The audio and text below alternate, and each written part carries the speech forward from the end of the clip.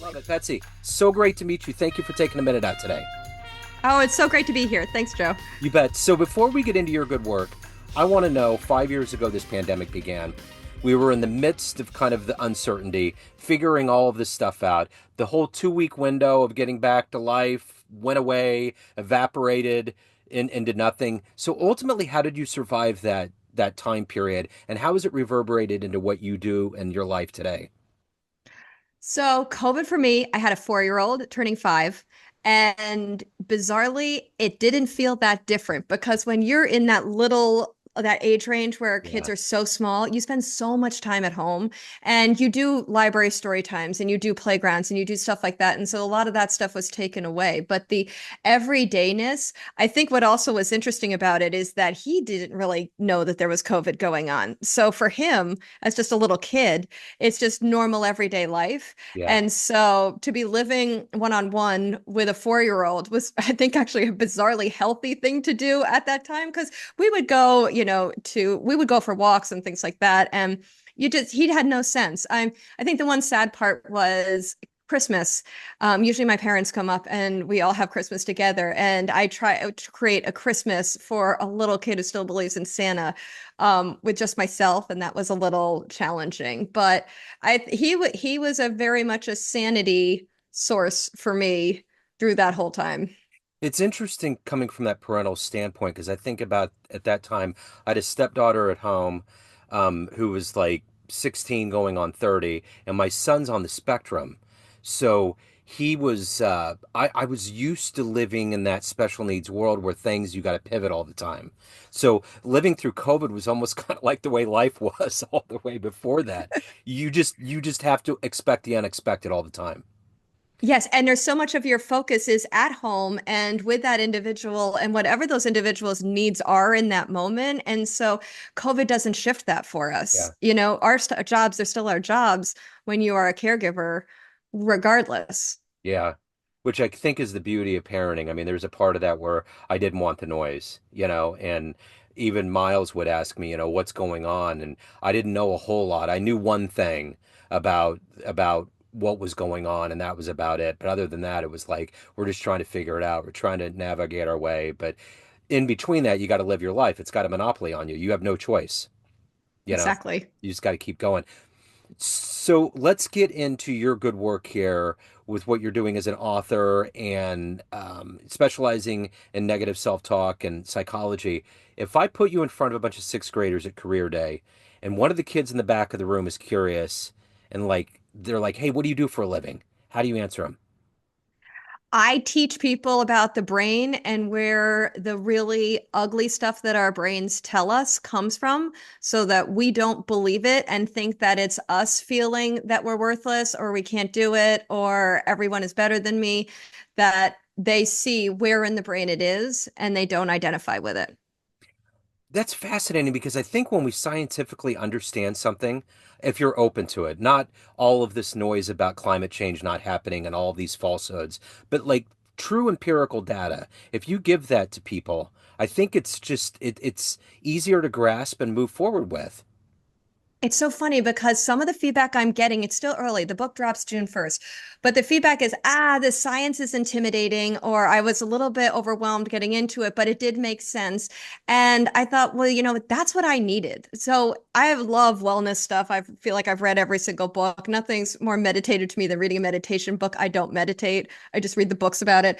But they always say you're not your thoughts. You're not your thoughts. You have a monkey brain. Don't believe it. You're not your thoughts. But that never caught for me Right. because I thought this is the brain I'm using to read all of this stuff. And this is the brain I'm using to navigate this incredibly complex world.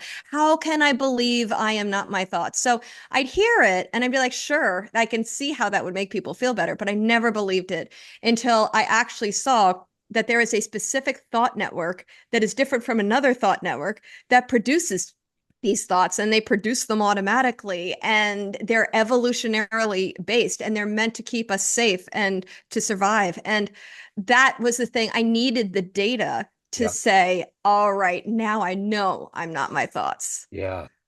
It's interesting while you were explaining that. I remember reading A Brief History of Time by Stephen Hawking, And even though he had to manipulate that data to make it understandable by the message, by the masses, it was still very heady. It was like he couldn't quite water it down enough to get out of that theoretical scientific brain that was so above and beyond most humans. We don't think like that. It's that Einstein thought, like of really sometimes you just have to take a gulp of air when you start thinking about the theory of relativity, like, wait, is it's weird. So Yeah. I would imagine diving into that world's difficult to make it understandable to the layperson. But at the same time, like we all really get it and we really understand it because we experience it every day. And we're also so used to the idea of evolution and what that does to our bodies. Like we're all used to the idea that a stress response is we're trying to run away from a saber-toothed tiger. And this is exactly the same. It's just the thought equivalent of a stress response. It's trying to say, oh, no, don't go do that. Oh, you need to be more like that. It's trying to keep you in with the clan norms, but it was meant for when we were hunter gatherers and our clans were 150 people. So this brain network looks at our world nowadays and is like, wait, so I need to be like this person. I need to be like this person. I need to be like this group. And it is so confusing for the default mode network that it almost like it's glitches. Yeah. And and also, since we all have it, we all believe these messages Yep. from it. We hear it from our elders. We hear from our parents that you're not smart or you can never make it or, all of these things. And so it's so baked into our culture. It's kind of like asking fish to talk about water. It's it's so embedded into everything. But then when you start to understand it and see it and piece it out, you're like, wow, its effects are really negative, but I can also stop them. I Yeah. have that power. I just started reading a biography or kind of a discussion that Jane Goodall was having about hope in this modern world with all these ecological and scientific catastrophes going on and how she still holds on to it. She's 90, and when she was explaining in the beginning when she went to Africa, how poisonous snakes would slither over her legs and she would just be okay. She would get to a point in her brain where that the animals knew that she was benign and that she wasn't doing any harm. And I think about that, like how we can tell ourselves different things. Like she always told herself after 90 years, I don't think anything badly catastrophic ever happened to her with an animal. She just exuded this whole idea that I don't have to be afraid. And if I don't exude this feeling, then I'm going to be okay. It's kind of like what you're saying. She like completely reversed that wiring that we're supposed to have of these beliefs that were embedded into us, and she just believes something else and it's worked her whole life. That's amazing. And she's such an icon for all of us. The nasty, tricky thing about the DMN is it talks as if it is you. It says, I am sad. I'm not good enough. I'm this, I'm that. And I think the thing that makes it not us is exactly the thing that made us perceive that it was us, Yep. because it feels like it comes from up, from within us. And it's this us narrating our lives. And to see that, like, no, it's an alert system. It's constantly monitoring the world because that's what would keep us safe. I read a really interesting, so I'm in the middle of Sapiens right now, and they're like, why is there so much fear in our society? And it's because we truly are in the middle of the food chain. Yeah. Just human wise, we're supposed to be foraging. We're supposed to be like, getting the marrow out of the bones after the big guys like the lions have hunted. And then the hyenas came, and then we were third. And so we jumped to the top of the food chain without having the natural progression of our bodies Ah, to align with it. And so we're still middle food chain fears and sensations and stress level while we've totally taken over the world. And so this default mode network is excessively negative because we're a little peon, yeah. in the world. It's interesting. What did you want to be in the sixth grade? What was your dream life? What did you want to grow up and become? In the sixth grade, I wanted to be a lawyer. Okay. I wanted to fight for justice. Okay. I thought like, oh, we need to go do those kind of things. But I was actually just really enjoying school at the time, heavy reader. Yeah. So I was kind of playing it by ear and seeing, but that was the idea. So ultimately, how did this become your life? How did psychology and preening into the negative self-talk and helping people get to a better place? What were those foundational elements early on in your life that have become you? So psychology hooked me. They have this thing that's the iceberg model, Yeah. where it's that 80% of who we are is underneath the water and no one can see it. And it's our values and our mindsets and our beliefs. And then there's the top 10 to 20%, which is all the stuff you can see, like facial expressions and behaviors. And I thought, oh, I want to be in that 80%. Like, that's the cool stuff. That's the real stuff. Like, that's the nuts and bolts and guts of being a human. And so that's what originally got me into psychology. What got me into this exact topic is going through a very painful divorce and then trying to like claw my way out of it. And I needed antidepressants to help get me through the original part. But then 3 years later, I was still on them. And I thought, okay, my life's settled. Like, we're done with all of the contentious stuff. So I should be good now, right? And so I kept trying to titrate off. And every time I titrated off, these thoughts came flaring back. Like, you can't do it. No one's, you're damaged goods. Your husband left you. No one's going to look at you the same. I mean, it was just awful. And so, but if I went on my antidepressant again, they went away. So I thought, this is ridiculous. I'm broken for life, like this one event. And now I am this like weakling that needs this. It really drove me nuts. And I am a therapist. So I knew what was going to go on in therapy. And so I was like, eh. And so I thought, I need to know where this is coming from. And so Yeah. that's where I went deep into the research. It was to heal myself. And it shifted my perspective so powerfully that I thought, shit, this needs to get out in the world. This is big. And it's so mired in the academic research right now. And it has all these fancy jargon terms and it's all this stuff about functional connectivity. And like, someone's got to bring it to everyone else because it's big. Yeah. It's interesting being in the special needs community. There's a lot of parents that do it professionally. Like they live it all the time. I can't do that. I think that some of us need a break, but that's interesting from where you're coming from. It's like you transfer this knowledge and it's like that Malcolm Gladwell idea of 10,000 hours, you become a master of it. It's like, once you're in it long enough and once you do it, you just get better and better and better. And I've noticed that in that community that a lot of people, that's their day job and then it's their life with their children. So it's interesting because that really does make you put your money where your mouth is. I think that's the thing about anything. Like, how do you know about this? And it's like, I survive. I do it. And the funny flip side of it is I definitely have 10,000 hours of overthinking and negative self-talk. I probably have a million hours of overthinking and negative self-talk. So it takes a total pro at doing it Yeah. to try to figure out how to stop it. Yeah. Yeah. So who's been a hero? Who's been an inspiration that's helped you get through all of these challenges and to get to this point in your life? Who has been a hero? Honestly, my parents, I mean, that's a very trite answer, but they are always there for me. They're non-judgmental and they're really just there to like listen and help. And they know me so well that they can help. Like they can see how everything fits in. They stayed with me during the divorce, and just to have that little bit of community was huge. And so they have been utter heroes in my life. It sounds trite, but it's true. No, it's yeah, it's totally true. So let me ask you this. You're dealing with heavy stuff with clients, with people. I mean, our lives, being a human, is very complex and involved. So how do you separate that? How do you do your work to help others get to a better place, but also be cognizant of your soul and who you are and your place in this system? And what's your motivation every day to wake up and to do that in kind of the most Libratic way possible at the highest level?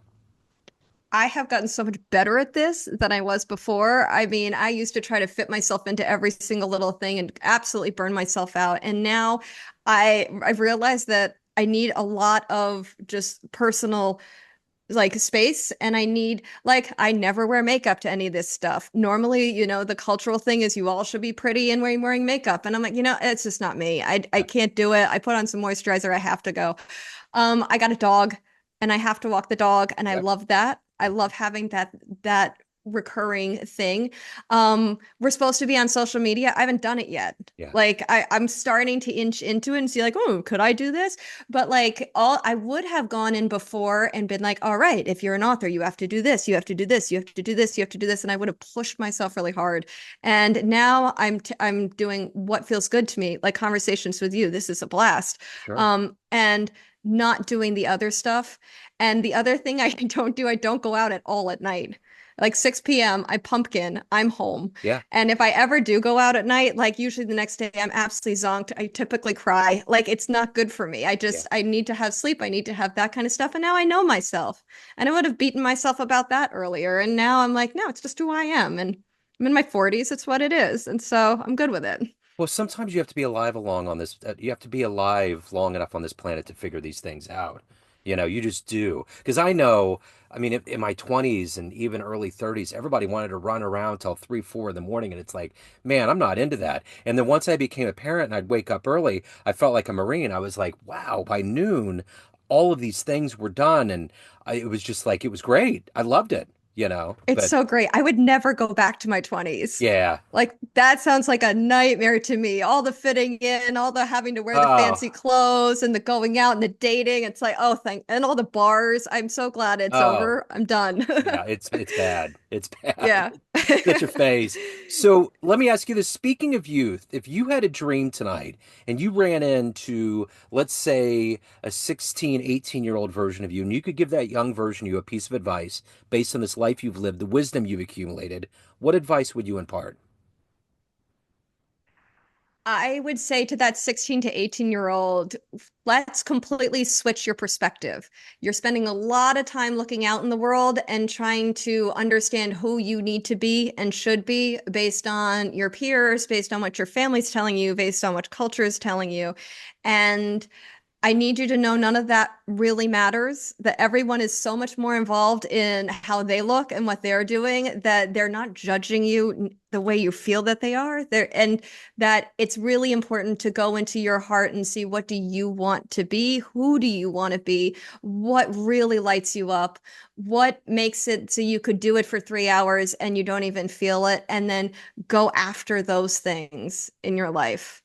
So stop going after the societal goals and go after what your heart's telling you to. So for all of these years, you have to dive below the surface and look at this iceberg and figure all of these things out. And your job is to help people get to a better place to recognize what's above the water and even below the water. But in that process of doing that, you're going to learn something by osmosis. What have you learned? What's been the most important things that you've learned about yourself while you've tried to help other people figure themselves out? What I've learned about myself, honestly, it's more what I've learned about almost the human spirit. And it's incredible how people with a desire to heal will heal. Mhm. Like they will find the ways that work, and people are incredibly clever and creative in how they do it. And so, whether it's going to therapy, whether it's talking with angels, whether it is going for walks in nature, I mean, the human spirit is powerful and it will find the healing. It can find the healing and it can heal. And it's incredible to watch that. I think those are the stories that always amaze me the most are when you hear people have been through unbelievable stuff and they're still standing there and they're out there and they're advocating for others and they're trying to change the world. And it's such powerful stuff. And so that always keeps me going in it.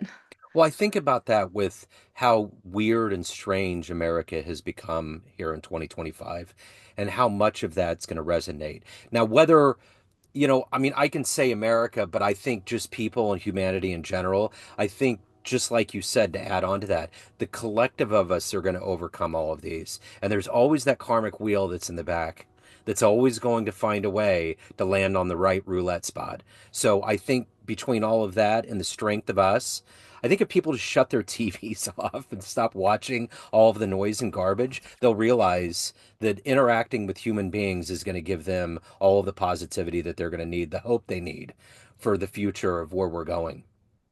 Yeah, I totally agree. It's You know what I'd love more than anything in the world is for somehow the United States to have an ability to pull all of us individually on how we feel on these issues. Yeah, Because I bet if you actually did find out what the American people feel, we would be vastly more connected totally. in our primary views on stuff than all of this fanfare we're seeing in the media. And it's really too bad we don't have that ability I to know. recognize how truly similar we all are, how we really do want the same stuff. And we all want less inflation. We all want, Yes. there's a lot that we all want. Yeah. So So let me ask you this. Let's say you walk into a room of everybody you've worked with in a professional sense, patients, colleagues, everybody, and you walk to the middle or to the front of the room and there's a podium, and you can tell them one fun story, one fun anecdote, one fun thing about you that might humanize you. What would you tell that room? Maybe the first concert that you went to, something just kind of tangentially fun. tangentially fun about me. That's one of the hardest things I've ever had to answer in my life. Um, like what is fun? I really sing loudly and I sing insane. Like I love singing around my house. My poor son has to listen to it constantly, but like I'm just obsessed with music and Nice. I sing all the time. I sing in my car. I dance in my car and I know people see me and I don't care. It's Yeah. just like that is kind of who I am. I watch American Idol. It makes me cry every time. Uh-huh. Like, so I love that whole side. I dance in my kitchen. I don't know. People probably think it's crazy, but that would probably be that's where I'm having the most fun. I Yeah. think that's the best way to answer it because there are people who have such cool stories. I more sit and read books, but when do I have the most fun is singing Right. and dancing and being silly with music. Yeah. Right on. So of everything that you've done and accomplished and evolved into, what are you the proudest of? I am the proudest of being a mom. Yeah. By far, because it is such a profound experience to take care of this individual who is 100% his own individual. That's the most amazing part is he is so him. And so it feels like an honor to, be there with him and walk through all of this crazy development that these kids go through. Yeah. They start out not being able to do anything and then they turn into these unbelievable complex people. And it's so weird to me that gets such like stay-at-home mom, if you will, or like a caregiving, it gets such a bad rap Yeah. when it is such a profound role to Yep. have in the world and it's so meaningful. So that bugs me, but that's my favorite. I take it. So if everyone out there has a perception of you, family, friends, clients, everyone that knows you, but you run the show, what's your perception of you? Who do you think you are? I am someone who is constantly trying to understand what we're all doing on this weird planet, why we all feel the way we do. How do we feel better? How do we understand all of the crap that we feel so that we can feel better? I feel like who I am is I'm very introverted. I love my little family. I love my little bubble. And then I'm really involved in those big questions of life. It's what I want to spend my time doing. So if anyone wants to hire you, reach out, get your book, any of the good business, what's the best way to do that? First of all, the book is Unkind Mind. Go on to Amazon, Barnes & Noble, wherever books are sold, and you can find it there. It comes out June 1st. Please read it. Hopefully it will be as life-changing for you as it was for me. And then I am starting to dabble on Instagram and maybe TikTok, so we'll see. So feel free to follow me on social media because I will have stuff on there as well as Okay. it happens. And I will put links up in the show notes. Betsy, this has been wonderful. Thank you so much for your time. Thank you for your story. I appreciate it. Thank you, Joe. This is Yes. wonderful. Thank you. Thank you. Hello, friends. Joe Dimino here. I just wanted to let you know that after 30 years or so, I have finally released my first book of poetry through the mighty Spartan Press here in Kansas City, Missouri. As the creator and host of both Neon Jazz Radio and the Famous Interviews with Joe Dimino podcast, along with being a visual artist, I'm ready to embark on a new adventure and want you to be a part of it. You can get a copy online via Barnes & Noble, Amazon, and actually on the streets in Kansas City at the great Prospero's bookstore off 39th Street. You can also visit joedimino.com for links to the book, to more poetry, and everything in my world, including paintings. Thanks for all of the love and support over the years, and please dig the words.